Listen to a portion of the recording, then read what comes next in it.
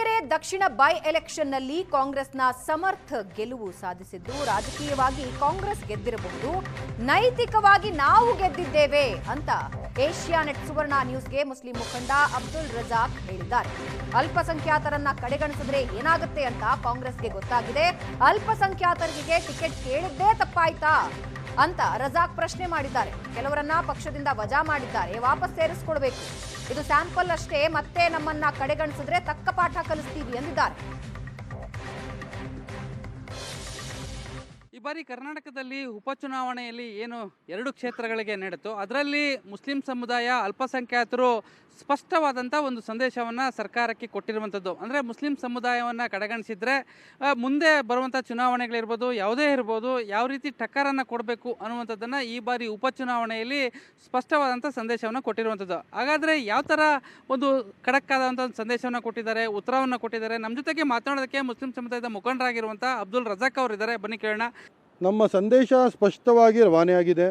ನಾವು ಏನು ಇದನ್ನು ಸ್ಟಾರ್ಟ್ ಮಾಡಿದ್ವೋ ಅದು ಕರೆಕ್ಟಾಗಿ ನಡೀತು. ಇಲ್ಲಿ ಯಾವ ಥರ ಆಯಿತು ಅಂತ ಹೇಳಿದ್ರೆ ಹಾವು ಸತ್ತೋಯ್ತು, ಕೋಲು ಮುರಿಲಿಲ್ಲ, ಆ ಥರದ ಒಂದು ಸಂದೇಶ.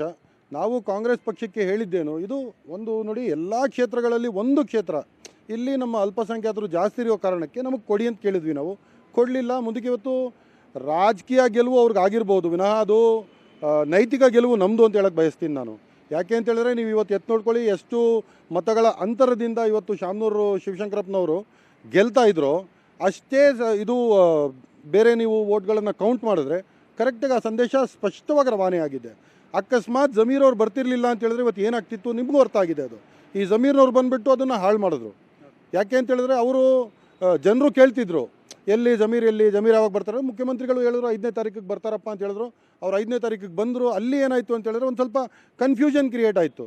ಇಲ್ಲ ಅಂತ ಹೇಳಿದರೆ ನಾವು ಏನು ಇಷ್ಟಪಟ್ಟಿದ್ವೋ ಅದು ಕರೆಕ್ಟಾಗಿ ನಡೀತಾ ಇತ್ತು, ಅದು ಆಗ್ತಾನೇ ಇತ್ತು ಅಂತ ಹೇಳಕ್ಕೆ ಇಷ್ಟಪಡ್ತೀನಿ ನಾನು. ಅಲ್ಲಿ ರಿಜ್ವಾನ್ ಅರ್ಷದ್ ಮತ್ತು ಕೆಲ ಮುಖಂಡರುಗಳು ಹೋಗಿ ಚುನಾವಣೆಯಲ್ಲಿ ಕ್ಯಾಂಡಿಡೇಟ್ನ ಗೆಲ್ಲಿಸಿದ್ರು ಅನ್ನುವಂಥ ಒಂದು ಮಾತು. ನೋಡಿ ಸರ್, ಇಷ್ಟು ವರ್ಷಗಳಿಂದ ಶಾಮನೂರು ಶಿವಶಂಕರಪ್ಪನವ್ರು ಗೆಲ್ಕೊಂಬರ್ತಿದ್ರಲ್ವಾ, ಅಲ್ಲಿ ಇವ್ರು ಹೋಗ್ಬಿಟ್ಟು ಏನಾದ್ರು ಗೆಲ್ಲಿಸ್ಕೊಂಬರ್ಬೇಕಾಗಿತ್ತಾ? ಜಮೀರ್ನವ್ರು ಹೋದ ನಂತರ ಅಲ್ಲಿ ನೋಡಿ, ಅದು ಫಸ್ಟ್ ಆಫ್ ಆಲ್ ಕಾಂಗ್ರೆಸ್ದು ಭದ್ರಕೋಟೆ. ಅದು ಯಾರೇ ನಿಂತ್ಕೊಳ್ಳಿ ಕಾಂಗ್ರೆಸ್ಸಿಂದ ಅಲ್ಲಿ 100% ಗೆಲುವಾಗುತ್ತೆ ಅನ್ನೋದು ಖಚಿತ, ಒಂದು ಸ್ಪಷ್ಟ. ಅದು ಇವತ್ತು ಇವ್ರು ಹೋಗ್ಬಿಟ್ಟು ಗೆಲ್ಲಿಸ್ಕೊಂಬರೋಕ್ಕೆ ಅಲ್ಲಿ ಏನೂ ಇರಲಿಲ್ವಲ್ಲ. ಇವತ್ತು ಎಲ್ಲ ಶಾಸಕಾಂಗ ಸಭೆನೇ ಹೋಗಿತ್ತು, ಅಲ್ಲಿ ಎಲ್ಲರೂ ಅಲ್ಲಿ ಮಂತ್ರಿ ಮಂಡಲನೇ ಅಲ್ಲಿತ್ತು, ಆಮೇಲೆ ಇಷ್ಟೊಂದು ನಾಯಕರು ಎಲ್ಲ ಸೇರಿ ಇದು ಮಾಡಿದ್ರು. ಬಟ್ ಅದು ಕಾಂಗ್ರೆಸ್ ಭದ್ರಕೋಟೆ, ಅಲ್ಲಿ ವಿಕ್ಟ್ರಿ ಅನಿವಾರ್ಯ. ಕಾಂಗ್ರೆಸ್ಸಿಂದ ನೀವು ಯಾರು ಕೊಡ್ತೀರೋ ಅವರು ವಿನ್ನೋದಂತೂ ಖಚಿತ. ಆದರೆ ಶಿಗಾಂವ್ ಸೀಟ್ ಥರ ಏನಾದರೂ ಇಲ್ಲಿತ್ತಾ? ಬೊಮ್ಮಾಯಿಯವರು 4 ಸಲ ಗೆದ್ದುಬಿಟ್ಟು ಅಲ್ಲಿ ಕಾಂಗ್ರೆಸ್ಸಿಗೆ ಒಂದು ಚಾನ್ಸೂ ಇರಲಿಲ್ಲ.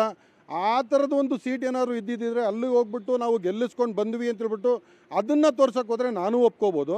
ಇಲ್ಲಿ ಇದ್ದಿದ್ದೇ ಇಷ್ಟು ಮುಸಲ್ಮಾನರು ಅಲ್ಲಿ ಕಾಂಗ್ರೆಸ್ಗೂ ಮೋಸ ಮಾಡಿಲ್ಲ, ನಮ್ಮ ಅಭಿಯಾನಕ್ಕೂ ನಮಗೂ ಮೋಸ ಮಾಡಿಲ್ಲ ಅಂತ ಹೇಳೋಕ್ಕೆ ಇಷ್ಟಪಡ್ತೀನಿ. ಇದು ಅವರಿಂದ ಆಗಿಲ್ಲ. ಒಟ್ಟಿನಲ್ಲಿ ನಾನು ಹೇಳ್ತೀನಿ, ಅಕಸ್ಮಾತ್ ಜಮೀರ್ ಬರ್ತಿರ್ಲಿಲ್ಲ ಅಂತ ಹೇಳಿದ್ರೆ 100% ಇವತ್ತು ನಾವು ಏನು ಅನ್ನಿಸ್ಕೊಂಡಿದ್ವೋ ಅದನ್ನು ನಾವು ಪೂರೈಸಿ ತೋರಿಸ್ತಿದ್ವಿ ಅಂತ ಹೇಳೋಕ್ಕೆ ಇಷ್ಟಪಡ್ತೀನಿ. ಇದಿಷ್ಟು ಮುಸ್ಲಿಂ ಮುಖಂಡರಾಗಿರುವಂಥ ಅಬ್ದುಲ್ ರಜಾಕ್ ಅವರ ಮಾತು. ಕ್ಯಾಮ್ರಾ ಪರ್ಸನ್ ಶಿವಕುಮಾರ್ ಜೊತೆ ನಂದೀಶ್ ಮಲ್ಲೇನಹಳ್ಳಿ, ಏಷ್ಯಾನೆಟ್ ಸುವರ್ಣ ನ್ಯೂಸ್, ಬೆಂಗಳೂರು.